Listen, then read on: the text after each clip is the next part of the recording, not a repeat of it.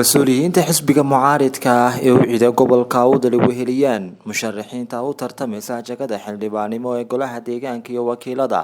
oo maanta kulan warbaahineed ku qabtay xafiiska xisbiga u ciiday ku leeyahay magaalada Boorama ayaa waxay fariin u direen madaxweynaha Soomaaliland Mudane Muuse Biixi Cabdi iyagoo noogu baaqay in ugu dhaqsaha badan uu qabto doorashooyinka dalka. waxaan halkan maanta baaq uga diraynaa madaxweynaha qaranka waxaanan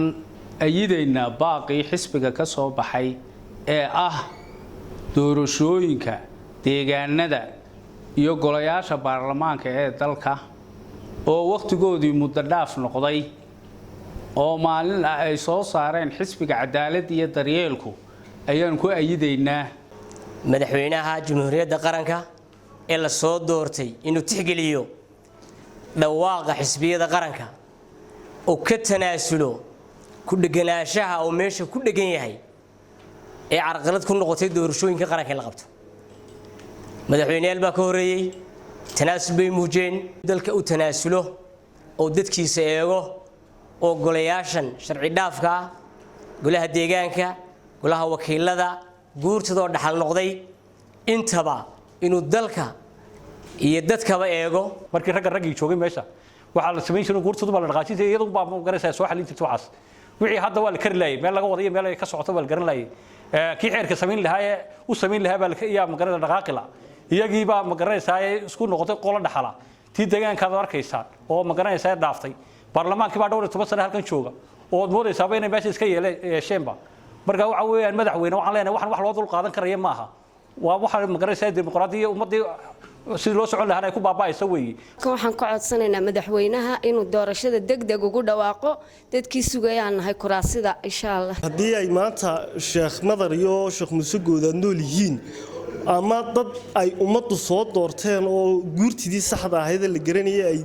joogaan waxaan aaminsanahay in shaqaqadaasi soo afjarmi lahayd waxaan mar koobaad iyo mar labaadba ugu baaqaynaa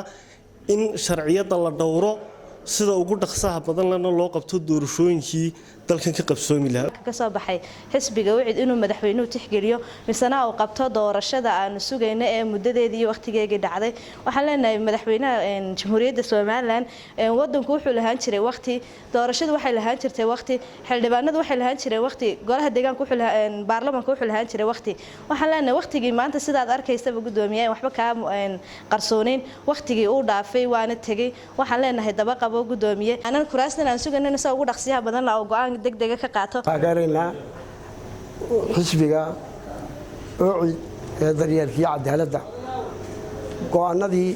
ay soo saaray ee ahaa waa in si degdeg loo qabtaa doorashooyinka marka doorashooyinku waxa weeyaan waa dadka waxa lagu kala soocayo qofka la soo doortay iyo qofka la soo dooran marka waxa weeyaan 10 sano ay fadhiyaan dadkii hore loo soo doortay waqtigoodu saas ku taa oo ku dhamaaday nin waqtigiisii dhamaaday sidoo maanta dad ummad ugu taliya u maamulaa waa adag tahay waa Jamaal Umar Tubeec telefishinka caalamiga ee badda Cas 24 TV magaalada Boorama.